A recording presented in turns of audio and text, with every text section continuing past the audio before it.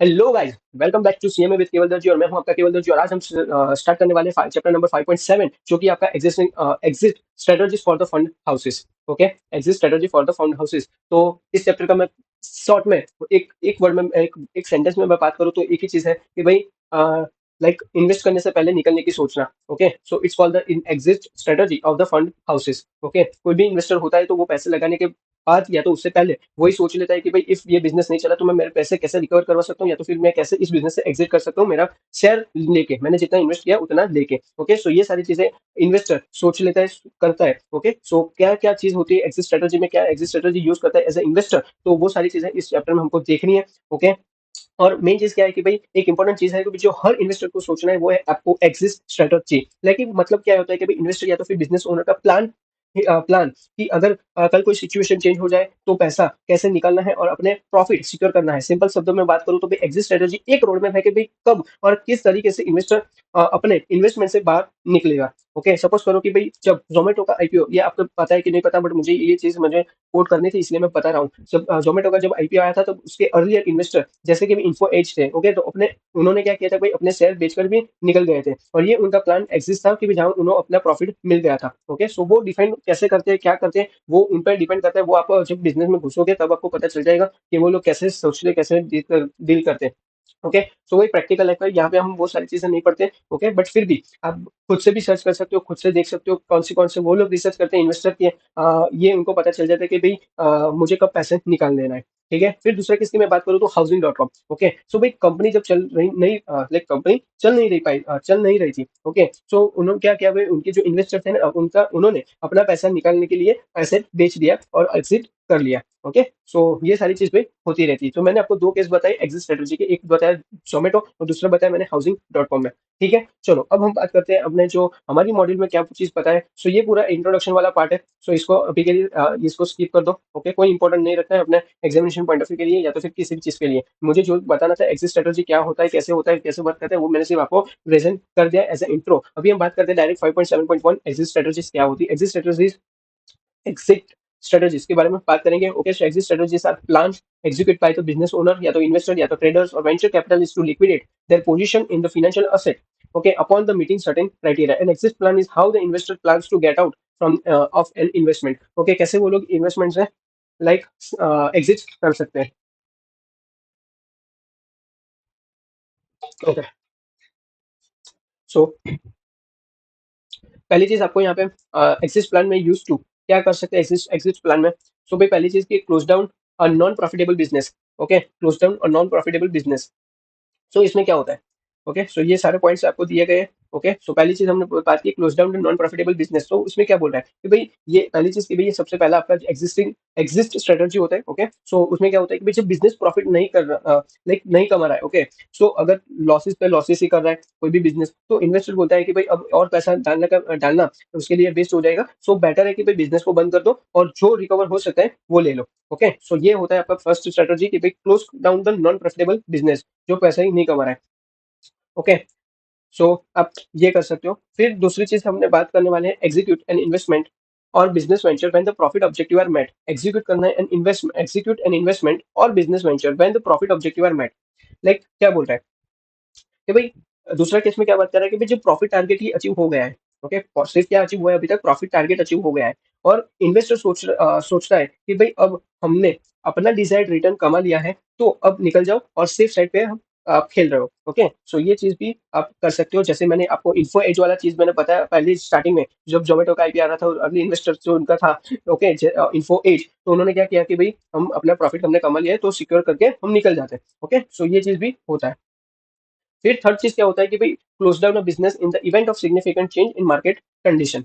Like क्या होता है कि भाई जब मार्केट कंडीशन बदल जाता है, जैसे टेक्नोलॉजी चेंज हो जाना, कंज्यूमर प्रेफरेंस चेंज होना।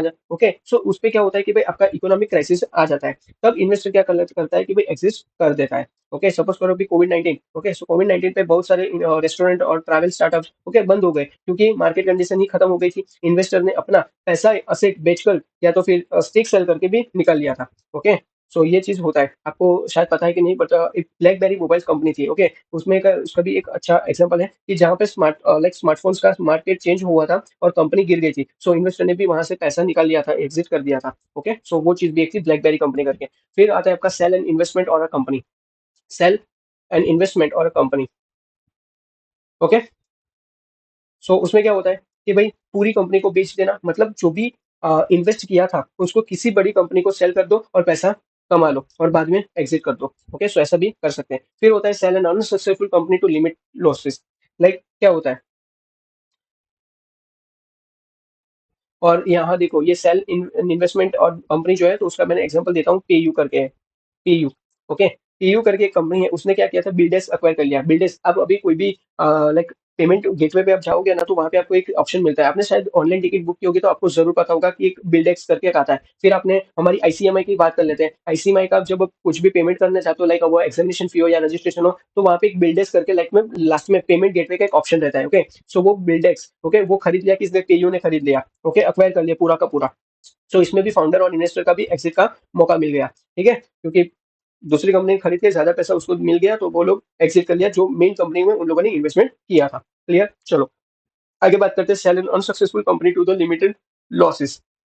यानी क्या होता है, जो आपका फिफ्थ लाइक प्लान है, ओके? सो उसमें क्या होता है कि भाई जब कंपनी सक्सेसफुल नहीं होती, बट लेकिन उसको सस्ते में बेच दिया जाता है ताकि ज्यादा लॉस ना हो, मतलब जो बचा कुचा वैल्यू है वो भी निकाल लो, ओके? उसका भी एक मैं आपको एग्जांपल देता हूँ, ओके? कि भाई एक टीनी ऑल करके एक फूड डिलीवरी स्टार्टअप था, ओके? क्या नाम बता रहा हूँ? TinyOwl, TinyOwl, okay? ये कंपनी है, ओके? वो क्या कर रही थी, एक फूड डिलीवरी स्टार्टअप था, फूड डिलीवरी स्टार्टअप था, ओके? सर्च करना, आपको भी मिल जाएगा। तो जो चल नहीं पाया, ओके, और इन्वेस्टर ने उसको भी मर्ज करवा दिया, किसमें? एक दूसरी कंपनी थी, उसका नाम था एक आपका रॉडूनर करके एक था, एक कंपनी था, ओके? तो उसका नाम बता देता हूँ, रॉड्रूनर ऐसा करके एक कंपनी थी, उसके साथ उसको मर्ज करवा दिया, ओके? और ये उनका एग्जिट था, लॉस कम करने के लिए, ओके? कि फिर ऑब्वियसली सी बात है कि भाई आपकी कंपनी ही नहीं चल रही, आपकी कंपनी लॉस में है, तो फिर आप उसको चला के और लॉस में क्यों डालोगे? आप क्यों उतना पैसा आप उसमें डालते रहोगे? उससे अच्छा कि भाई दूसरी कंपनी को लाइक उस दूसरी कंपनी को बोलो कि भाई मेरी कंपनी को अक्वायर कर ले, तो जितना भी आपका लॉस हुआ तो उतना तक ले, लिमिट एक लॉस हो जाए, उसके आगे आप लॉस ना बियर करो, इसलिए। ठीक है, चलो हम बात करते हैं नेक्स्ट लास्ट पॉइंट पे, भाई reduce the ownership in a company और the give up control. Okay, अब क्या करते हैं, reduce ownership in a company और गिव अप कंट्रोल। तो उसमें क्या होता है कि भाई लास्ट आपका तरीका है कि भाई अपना ओनरशिप कम करना या तो फिर कंट्रोल छोड़ देना, मतलब भाई आप शेयर होल्डर तो बने रहोगे, पर कंपनी का डिसीजन मेकिंग पावर किसी और के हाथ में चला जाएगा। सो इट्स कॉल, हम क्या बोलते हैं कि reduce ownership in a company और गिव अप द कंट्रोल। सो आपने सुना होगा फ्लिपकार्ट, ओके? सो बहुत अच्छा एग्जांपल यहाँ पे मैं बता रहा हूँ फ्लिपकार्ट का, ओके? सो फ्लिपकार्ट का सभी को पता है कि भाई जो उनके फाउंडर है सचिन और बिन्नी बंसल, ओके? जो वॉलमार्ट ने फ्लिपकार्ट को अक्वायर किया, तो उन्होंने अपना स्टेक बेच कर दिया और कंट्रोल भी छोड़ दिया। सो अभी पूरी चीज फ्लिपकार्ट ऑन कौन कर रहा है, तो आपको आप सर्च भी करोगे तो आपको पता चल जाएगा कि वॉलमार्ट अभी फ्लिपकार्ट को ओन कर रहा है, ओके? आई होप कि आपको नहीं पता था, तो भी आपको बहुत सारे बिजनेस के बारे में आपको पता चल गया है, तो उसको सर्च करना, समझना, उसकी केस स्टडी देखो, ओके? सो ये सारी चीजें भी आपको पता चलेगी, ठीक है? अभी हम बात करते हैं और example of the sum common exist strategy for investor for owners various type of investment includes, okay? So ये आप खुद से देख लेना, ओके? ये खुद से देख लेना सेल्फ, ये बहुत इंपॉर्टेंट नहीं है, सिर्फ देख लेना, पढ़ लेना, बहुत इंपॉर्टेंट नहीं है, इसकी सारी आगे से बात करने वाले तो है ही, ओके? सो एग्जिट स्ट्रेटजी थी एक मर्जर एक्विजिशन करके, सेलिंग द बिजनेस करके, या तो फिर टेकिंग द कंपनी पब्लिकली करके, ओके? सो एग्जिट स्ट्रेटजी के ये थ्री लाइक प्लान है, दो तीन, ठीक है? चलो अब हम बात करेंगे अंडरस्टैंडिंग एग्जिट स्ट्रेटजी। अभी हम समझते हैं कि एग्जिट स्ट्रेटजी क्या है, ओके? सो चलो जल्दी से समझते हैं एग्जिट स्ट्रेटजी क्या है।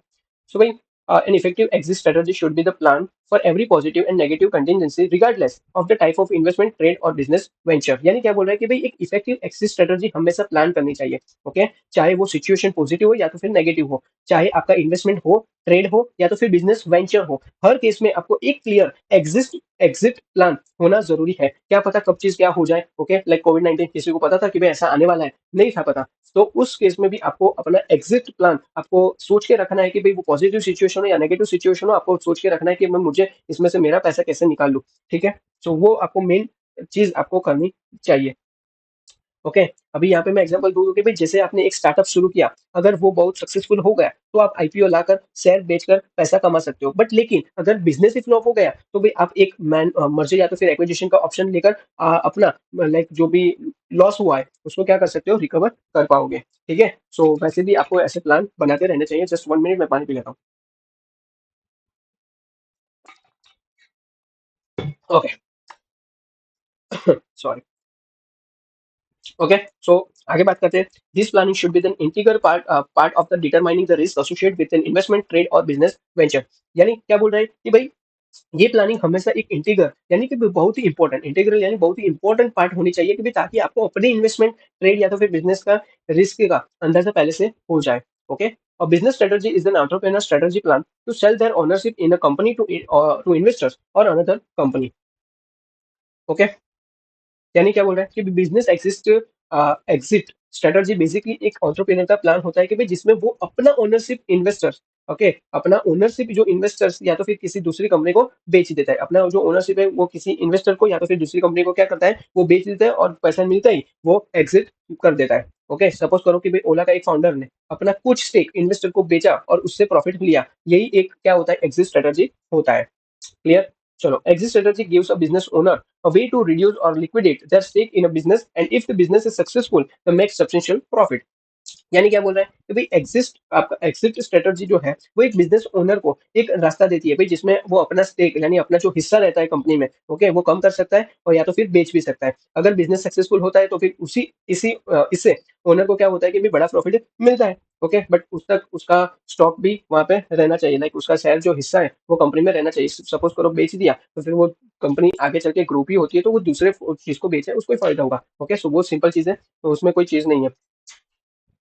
ठीक है, चलो आगे बढ़ते हैं कि मेन चीज उसमें मैं आपको फ्लिपकार्ट का एक एग्जांपल मैंने बता दिया, तो फिर से बता दूं, फ्लिपकार्ट के फाउंडर्स वॉलमार्ट को अपनी कंपनी बेच दी थी। ओके, और बिलियन डॉलर का प्रॉफिट कमाया, तो ये भी एक सक्सेसफुल एग्जिट स्ट्रेटजी था। ठीक है, चलो आगे बढ़ते हैं। If the business is not successful, an exit strategy या तो फिर exit plan enables the entrepreneur to limit losses. An exit strategy may also be used by investors such as venture capitalists to prepare the cash out of an investment. Okay, so I hope कि आपको ये सारी चीज पता है कि भाई अगर बिजनेस सक्सेसफुल नहीं होता तो फिर क्या करते हैं कि भाई एग्जिट स्ट्रेटजी एंटरप्रेन्योर की मदद करती है भाई अपने लॉस को लिमिट करने में। ओके, और मेन चीज क्या था कि भाई एग्जिट स्ट्रेटजी सिर्फ एंटरप्रेन्योर के लिए नहीं होती बल्कि वेंचर कैपिटलिस्ट या होता है या तो फिर उसके इन्वेस्टर्स के लिए भी होती है। सो वो अपने इन्वेस्टमेंट को कैश आउट यानी कैश निकालने में, ओके, उसको एग्जिट स्ट्रेटजी बनाने में मदद मिलती है। ठीक है, तो उसको वो भी यूज कर सकते हैं। For the traders and investors, exit strategy and other money management techniques can gently greatly enhance their trading by the eliminating emotion and reduce risk. Before the entering a trade, and investors is advised to set a point at which they will sell or for the loss and a point at which they will sell for a gain. यानी क्या बोल रहा है, यानी कि भाई traders और investors के लिए भी एक्सिस स्ट्रेटजी और मनी मैनेजमेंट टेक्निक्स भी बहुत इंपॉर्टेंट होती है। इसे वो अपने ट्रेडिंग डिसीजन इमोशन से नहीं बल्कि लॉजिक और प्लानिंग से लेते हैं, और रिस्क भी उसमें क्या होता है, कम हो जाता है। ओके, और before the entering a trade, an investor is advised to set a point at which they will sell for a loss and a point at which they will sell for a gain. यानी क्या बोल रहा है कि भाई trading शुरू करने से पहले एक इन्वेस्टर को ये डिसाइड करना चाहिए कि भाई किस पॉइंट पर वो अपना शेयर बेचकर लॉस रुका देगा या तो फिर किस पॉइंट पर वो बेच के प्रॉफिट ले लेगा। ओके, सपोज करो कि भाई एक शेयर का जो उसका कीमत है 100 रुपए, ओके, उसने खरीदा है 100 रुपए में, और आप डिसाइड करते हो कि भाई अगर ये 90 पे आया तो मैं बेच लूंगा, सो लॉस लिमिट है। ओके, और अगर 120 पे चला गया तो मैं उसको बेच के प्रॉफिट कमा लूंगा। सो यही एक होता है एक आपका एग्जिट प्लान। और मेन चीज है कि आप कितना लॉस बियर कर सकते हो, तो वो भी आपको लिमिट पहले से सेट करनी होती है। जैसे मैंने एग्जाम्पल में बताया कि भाई 100 में खरीदा, 90 में वो सेल करेगा, ओके, 90 तक जाएगा तब उतना वो बियर कर सकता है। तो वो भी आपको देखना चाहिए कि आप कितना लॉस बियर कर सकते हो और कितना आप प्रॉफिट मार्जिन सोच रहे हो, तो उतना मैं प्रॉफिट कमा सकता हूँ। Okay, clear? तो ये सारी चीजें भी आपको पहले से पॉइंट आउट कर लेना है।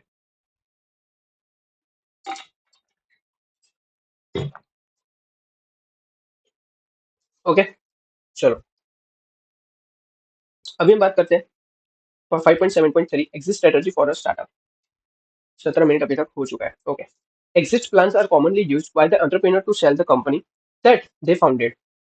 ओके, यानी क्या बोल रहा है कि भाई एग्जिट प्लान जो है वो एंटरप्रेन्योर के लिए कॉमन है ताकि वो अपनी बनाई हुई कंपनी बेच सके।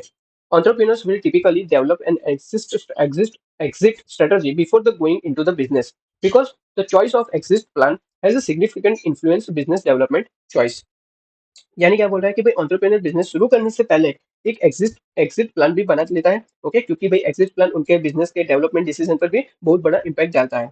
इसीलिए फॉर एन एग्जांपल मैं बात करूं, तो if your plan is to be get listed on the stock market IPO, it's important that your company follow certain accounting regulations.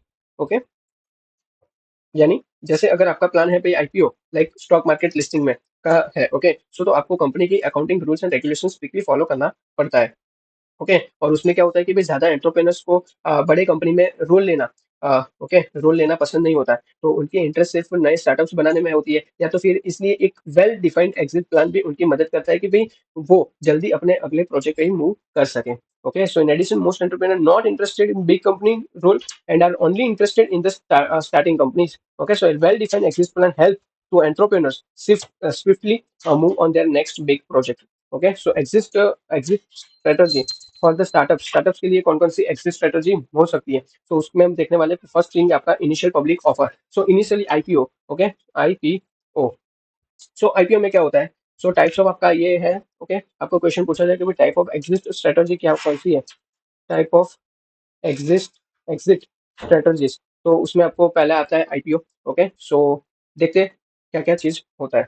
So main चीज क्या है, पहली चीज, भाई startups you can do initially public offer where you sell a part of your businesses to the public in the form of shares. Okay, so यानी क्या बोल रहे हैं कि भाई स्टार्टअप्स जो आपने कर रहे हो आईपीओ के जरिए अपने बिजनेस का एक हिस्सा पब्लिक को शेयर्स के फॉर्म में बेच सकते हो। सपोज करो जोमेटो जो है उसने आईपीओ लॉन्च किया, ओके, तो और पब्लिक को भी शेयर्स बेचकर पैसा भी लाइक रेस कर लिया। सो ये क्या होता है कि एग्जिट स्ट्रेटजी भी थी। Okay, so this strategy offers more benefit in the sense that enhance the access to liquidity for you in the event that investor are seeking return or the refund earlier than the anticipated. यानी क्या बोल रहा है कि भाई इस strategy का फायदा ये होता है कि भाई अगर इन्वेस्टर को जल्दी पैसा चाहिए या तो फिर रिफंड चाहिए तो वो आईपीओ लिक्विडिटी प्रोवाइड कर देते हैं। ठीक है, फिर most importantly if you it offer you chance to buy out other companies that you are also privately held and trading have the rich financial road book. यानी क्या बोल रहा है कि भाई अगर सपोज करो कि भाई सबसे इंपॉर्टेंट बात है कि भाई आईपीओ के बाद आपको चांस मिलता है कि भाई आप दूसरी छोटी कंपनीज को बाय आउट कर सकते हो जो भी फाइनेंशियल प्रॉब्लम फेस कर रहा है। ओके, सो वो भी आप इससे कर सकते हो। Aside from the providing the exit strategy by the being able to reimburse the investor with in your own startup, and it can be secondary form of exit for other investor across the other company by the taking part in buyout। Okay, so main चीज क्या बोल रहा है कि भाई IPO investor को पैसा वापस देना का एक रास्ता होता है और एक सेकेंडरी एग्जिट ऑप्शन भी है देता है जिसमें भाई इन्वेस्टर दूसरे कंपनीज के बायआउट में पार्टिसिपेट कर भी सकता है। ओके, सो वैसे भी आप क्या कर सकते हो, एग्जिट स्ट्रेटजी का यूज कर सकते हो आईपीओ के थ्रू। ओके, देन होता है मर्जर। ओके, सो मर्जर के थ्रू भी आप क्या कर सकते हो कि अपना एग्जिट स्ट्रेटजी आप कर सकते हो।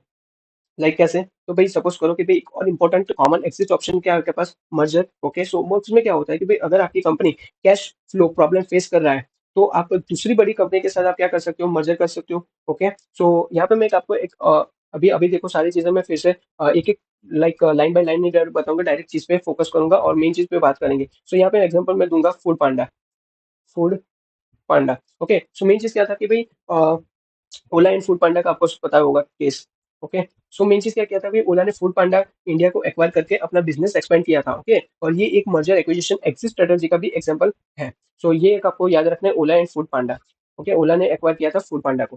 ठीक है, तो ये आपको पता होगा। ओके, सो मेन चीज क्या होता है कि फिर से मैं बताता हूँ कि भाई ये मर्जर से आप कैसे कर सकते हो कि भाई अगर आपकी company cash flow problem face कर रही है तो भाई आप दूसरी बड़ी कंपनी के साथ मर्ज कर सकते हो जिससे भी आपका जो भी प्रॉब्लम है वो चला जाएगा। मर्जर के थ्रू अब क्या होगा कि दोनों का असेट, दोनों का लायबिलिटी, दोनों का सारी चीजें क्या हो जाएगी, एक हो जाएगी। ओके, और मेन चीज क्या है कि भाई इन्वेस्टर को हमेशा ये जानना चाहता है कि भाई अगर डील खराब हो गई तो क्या उनका पैसा वापस मिलेगा। अगर आप अपनी स्टार्टअप्स को चलती रखेंगे तो इन्वेस्टर को क्या सिक्योरिटी का कॉन्फिडेंस मिलेगा। सो नहीं होता इसमें, इफ आंसर आपका नहीं होता है कि भाई इन्वेस्टर मांगता है पैसा अभी अभी खाली लाइक अभी अभी मांग रहा है पैसा कि भाई मुझे पैसे दे दो, लाइक कुछ टाइमिंग में दे दो, तो आपको क्या करना पड़ेगा, क्या तो फिर आपको मर्जर का भी ऑप्शन आपको सिलेक्ट करना पड़ता है। ठीक है, फिर हम बात करते हैं आपका नेक्स्ट पॉइंट है आपका एक्विजिशन। ओके, सो एक्विजिशन में क्या होता है, सो भाई एक्विजिशन का मतलब ही होता है कि भाई जब कोई बाहर की कंपनी जैसे कॉम्पिटिटर हो गया आपका कोई, या तो फिर इन्वेस्टर हो गया, या तो फिर कोई आपका वेंडर पार्टनर हो गया, ओके। सो आपकी कंपनी को खरीद लेती है, मतलब भाई लाइक आपने अपना बिजनेस बेच दिया, पैसे लिया और एग्जिट कर दिया। सो लेकिन अगर आपका बिजनेस का फ्यूचर विजन आपके लिए इंपॉर्टेंट है तो एक्विजिशन आपको लाइक एक बोलते हैं ना कड़वी गोली की साबित हो सकता है। ओके, सो मेन चीज है कि भाई इफ आपको लग रहा है कि मेरा आपको पैशन फॉलो कर रहे हो और मेन चीज आपको लगता है कि भाई मैं फ्यूचर में मेरा जो विजन है वो मैं कर पाऊंगा, ये मेरी कंपनी को उतना बड़ा करवा सकता हूँ, तो फिर आप एक्विजिशन पे लाइक वो फॉलो मत करना। Like acquisition can be bitter pill to swallow. Okay, so वो चीज हो जाएगा। फिर बात करते हैं आपके नए टॉपिक पे, लिक्विडेशन। लिक्विडेशन भी आपका एक जरिया होता है। ओके, सो लिक्विडेशन में क्या होता है? सो भाई लिक्विडेशन जो होता है कि उसका मतलब ही होता है कि भाई बिजनेस को बंद करना। ओके, और उसकी असेट को बेच दो। ओके, जो पैसा असेट से आता है तो उससे पहले आपका कर्ज चुका लेना, लाइफ जितनी भी लाइबिलिटी है वो चुका दो, और जो भी कुछ बचा वो पैसा ओनर को मिल जाता है। सो ये ऑप्शन है उन एंटरप्रेन्योर्स के लिए भी जो होता है कि भाई जो बिजनेस से निकलना चाहते हैं, ओके, लेकिन प्रॉफिट नहीं हो रहा है, सो वो लोग लिक्विडेशन ऑप्शन को चूज करते हैं। ओके, सो यहाँ पे मैं एक एग्जांपल देना चाहता हूँ कि भाई सपोज करो कि भाई अगर एक गारमेंट फैक्ट्री प्रॉफिट नहीं कमा रही, ओके, तो ओनर उसकी मशीन्स और बिल्डिंग बेचकर क्या कर सकते हैं, लायबिलिटी चुका सकती है, और बाकी का कुछ पैसा बचता है तो वो खुद रख सकता है। Okay, now fifth one is the private offering. Okay, private offering, private placement भी होता है, सब पता है आपको, section 42 of the companies act 9 like 2013। Okay, companies act में ही है प्राइवेट प्लेसमेंट करके भी। ओके, सो वो भी एक बार पढ़ना क्या होता है प्राइवेट प्लेसमेंट, तो वो सारी चीज भी आपको पता चलेगी। ओके, सो प्राइवेट ऑफरिंग भी होता है। सो प्राइवेट ऑफरिंग में क्या होता है कि भाई प्राइवेट ऑफरिंग मतलब होता है कि भाई आप अपनी कंपनी के शेयर्स प्राइवेट इन्वेस्टर्स को देते हो। ओके, जो आप पर्सनली सिलेक्ट करते हो, इसमें फॉर्मल रजिस्ट्रेशन की रिक्वायरमेंट कम होती है और प्रोसेस जल्दी, और आपका कॉस्ट भी उसमें कम आता है। अगर ये इन्वेस्टर खुद एंटरप्रेन्योर होते हैं तो मैनेजमेंट में अभी आपको हेल्प कर देते हैं। ओके, सपोज करो कि भाई एक स्टार्टअप अपने 10% से शेयर्स एक ग्रुप ऑफ एंजल इन्वेस्टर्स को बेचता है बिना पब्लिक आईपीओ की टेंशन के लिए। सो ये आप प्राइवेट ऑफरिंग भी आप यहाँ पे कर सकते हो। ओके, सो आप अंदर की चीजें देख लेना। आई नो कि सारी चीजें सेम टू सेम होगी। ओके, जो मैं बता रहा हूँ आपको, ओके, सो वैसे ही होगी। नाउ एक आपका रास्ता है कैश कैश काउ से। ओके, सो क्या होता है कैश काउ? सो भाई कैश काउ क्या होता है? सो भाई कैश काउ को कैश काउ क्या होता है कि भाई कंपनीज को बोला जाता है कि भाई जो अपनी इंडस्ट्री में स्ट्रॉन्ग मार्केट शेयर रखती है और रेगुलर प्रॉफिट बनाती है, ये कंपनीज अपने इन्वेस्टर को लगातार डिविडेंड देती है और ग्रोथ ज्यादा नहीं होती लेकिन बट स्टेबिलिटी होता है। अभी सपोज करो कि आपने क्या एसएम पढ़ा था। ओके, आपने इंटर में एसएम पढ़ा था, आपने देखा होगा कैश काउ, फिर कैश काउ एक था, एक स्टार था, एक डॉग था, और एक था आपका question mark. Okay, I hope कि आपको ये पता होगा। ओके, और ये चीज शायद मुझे, मैं गलत ना हूं तो मुझे पता है तब तक, तो बीसीजी मॉडल था। ओके, बीसीजी मैट्रिक्स था, ऐसा कुछ था। ओके, तो जिसमें कैश काउ में क्या होता है कि भाई आपका ग्रोथ कम है बट आपका मार्केट से ज्यादा है, और इसका एग्जांपल हमने इंटर में देखा था अभी के लिए आपका Tata steel. Okay, Tata steel, जिसमें क्या है कि भाई मार्केट से ज्यादा है बट अभी ग्रोथ उसका एक स्टेबिलिटी से ज्यादा नहीं हो सकता, वो स्केल अप उससे भी ज्यादा नहीं हो सकता, it's called the cash cow. अभी वो सिर्फ क्या कर रही है, अर्न करती है, प्रॉफिट ही अर्न करती जाती है। ओके, क्योंकि मार्केट से लाइक सपोज करो, मार्केट से क्या होता है कि भाई सपोज करो कि भाई स्टील फैक्ट्री है, तो स्टील में सबसे ज्यादा मार्केट शेयर किस इंडस्ट्री, लाइक ये स्टील है वो इंडस्ट्री हो गई, उसमें मार्केट शेयर किस चीज का ज्यादा है? अभी सपोज करो कि भाई टाटा स्टील है, वो 60% मार्केट शेयर है, लाइक 60% वो ओन कर रही है मार्केट में, कि भाई जहां पे भी जरूरत पड़ेगी टाटा स्टील की प्रोडक्ट जा रही है, टाटा स्टील का माल लाइक गुड्स जा रहा है। ओके, तो 60% कौन करके बैठा है, ये एग्जांपल दे रहा हूँ, तो वो टाटा स्टील है। So it's called the markets है। फिर बाकी 40% में बहुत छोटी छोटी कंपनीज आ सकती है, लाइक जेएसडब्ल्यू आ गई। ओके, फिर वैसे ही बहुत सारी दूसरी कंपनी होगी, सपोज करो जेएसडब्ल्यू का 20% है, बाकी अदर परसेंट का मार्केट शेयर है 5%, तो वैसी सारी चीजें होती रहती है। ओके, सो टाटा स्टील का मार्केट शेयर बहुत ज्यादा है, सो वो क्या करती है कि भाई ज्यादा प्रॉफिट भी कमा सकती है, तो वो ज्यादा डिविडेंड भी पे करती होगी। ओके, सो ये सारी चीजें आपको, इससे भी आप क्या कर सकते हो, एग्जिट प्लान आप बना सकते हो। क्लियर? फिर आपका सेवेंथ वाला पॉइंट आ जाता है रेगुलेशन ए प्लस। सो रेगुलेशन ए प्लस का क्या मतलब है? ओके, सो रेगुलेशन ए प्लस एक आईपीओ का सिंप्लीफाइड फॉर्म है। उसका आपको, इसके थ्रू आप क्या कर सकते हो कि भी स्टार्टअप्स अपने शेयर्स को पब्लिक को बेच सकते हैं और पैसा रेस कर सकते हैं, बट लेकिन उन्हें आईपीओ के जो भी टफ कंप्लाइंस होते हैं वो फॉलो करने की जरूरत नहीं होती, वो रेगुलेशन ए प्लस में सारी चीजें होती है। ओके, और वो सारी चीजें लेक डाउन कहाँ पे होती है, तो सिक्योरिटी एंड एक्सचेंज कमीशन में, SEC. Okay, without the having to publish account publicly and file other mandatory paper that would be the required of an IPO. Then आपका होता है venture capital capital okay. So main चीज क्या होता है उसमें कि भाई वेंचर कैपिटलिस्ट के आप एग्जिस्ट स्ट्रेटजी आपका बना सकते हो। लाइक कैसे, क्योंकि वेंचर कैपिटलिस्ट वो इन्वेस्टर होते हैं कि जो बड़ा अमाउंट स्टार्टअप्स में लगाते हैं और जिसमें ग्रोथ पोटेंशियल होता है। ओके, उसमें ही वो लोग लगाते हैं, जैसे कि शार्क टैंक आपने देखा ही होगा। बट लेकिन इनका पैसा जल्दी रिटर्न नहीं होता है, उन्हें कई साल वेट करना पड़ता है। ओके, सपोज करो लाइक एग्जांपल ओला, जोमेटो, पेटीएम जैसे स्टार्टअप्स ने अपना स्केल बड़ा वेंचर कैपिटल फंडिंग के थ्रू भी किया है। ओके, क्योंकि कंपनी को शुरू चलाने के लिए आपको पैसे की जरूरत पड़ेगी, तो वेंचर कैपिटलिस्ट के थ्रू भी आप कर सकते हो। ओके, बट मेन चीज है कि वो लोग भी अपना लाइक मेन चीज क्या होता है कि वो भी क्या करते हैं, अपना एग्जिट प्लान वो भी ढूंढ लेंगे कि भाई इफ आपकी कंपनी ग्रो नहीं कर सकती तो वो लोग कैसे अपना पैसा निकाल सकते हैं। ठीक है, फिर आपका लास्ट होता है, लास्ट तो नहीं है, नाइन्थ है आपका third party sale. Third party sale में क्या है? सपोज तो selling your company to third party on the open market is for the many owners dream. Okay, and after all, it's a result in the instant successor with the keep interest and succeeding potentially lucrative selling price and negotiate terms। यानी क्या चीज बोल रहा है कि भाई third party cell का मतलब है कि भाई अपना बिजनेस मार्केट में किसी और को बेच देना, या तो फिर काफी एक ल्यूक्रेटिव हो सकता है कि भाई, लेकिन प्रॉब्लम ये होती है कि भाई बायर ढूंढने में और नेगोशिएशन में बहुत टाइम लगता है। ओके, सपोज करो कि भाई एक आईटी कंपनी अपना बिजनेस किसी दूसरी कॉर्पोरेट फर्म को बेच देती है, जिससे दोनों तरफ से आपका फायदा होता है, सेलर को पैसा और बायर वही रेडी है। So made for business. Okay, so आप वैसे भी थर्ड पार्टी सेल भी आप कर सकते हो और एग्जिस्ट कर सकते हो बिजनेस में। Friendly bye out.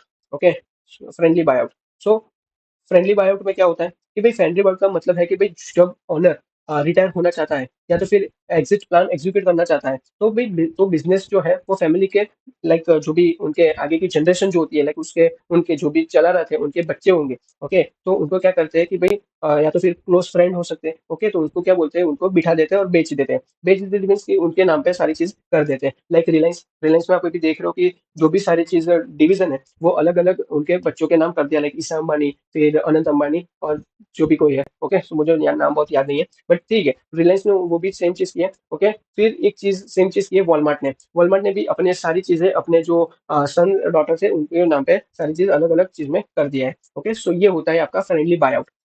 Okay, so specially small business owner के लिए तो ये काफी कॉमन हो जाता है, क्योंकि क्योंकि भरोसा होता है कि भाई और लेगेसी फैमिली में ही रहेगी। ओके, सो वो चीज भी होता है। बट लेकिन यही सबसे बड़ा रिस्क भी होता है। ओके, क्योंकि रिश्तों के साथ पैसा की बात, जब प्राइस कब टेक ओवर होगा, टाइमलाइंस और कौन मैनेज करेगा, लाइक मैनेजमेंट सक्सेशन पे डिस्कशन होता है, तो इमोशन और एक्सपेक्टेशन आप लाइक आपस में क्या करना चाहता है, लाइक टकरा जाती है। ओके, सो ये चीजें भी एक आपका मैसी हो जाती है, तो उसको भी आपको संभालना पड़ता है। ओके, अगर सारे सिबलिंग्स इंटरेस्टेड ना हो बिजनेस चलाने में, तो फिर आपको ये क्या करना पड़ेगा कि और कॉम्प्लिकेशन आपको आ जाती है कि भाई अभी किसी को आपको फुल कंट्रोल चाहिए, किसी को सिर्फ डिविडेंड, किसी को बाय आउट प्राइस ज्यादा चाहिए। सो एग्रीमेंट आपको बनाने टफ हो जाता है। ओके, सो ये भी सारी चीजें आपको फेस करनी होती है। ठीक है, फिर बात करते हैं last point, management buy out. Management buy out में क्या होता है कि भाई sometimes the rising generation company leader successfully takes over the business. Okay, यानी भाई एमबीए में कंपनी के मैनेजर से होते हैं, सीनियर्स लीडर से, तो वो खुद की कंपनी को खरीद लेते हैं। लाइक यानी ओनरशिप एम्प्लॉइज मैनेजमेंट टीम के पास आती है। अच्छा ऑप्शन है जब इंटरनल टीम बिजनेस को ही अच्छी तरह जानती है, तो वो लोग खरीदेंगे तो कोई इशू नहीं है। But this exist strategy requires a great deal of the careful succession planning and can be the complicated by the employee's ability to front of money and secure the credit for the purchase। यानी क्या बोल रहा है कि भाई MBO like management buyout जो होता है, तो तभी पॉसिबल है कि भाई जब सक्सेशन प्लानिंग सॉलिड हो और टीम के पास आपका फंडिंग हो, या तो फिर ये तो अपना कैपिटल, या तो फिर बैंक एनबीएफसी लोन, कई बार क्रेडिट अरेंज भी करना बिगेस्ट हर्डल हो जाता है।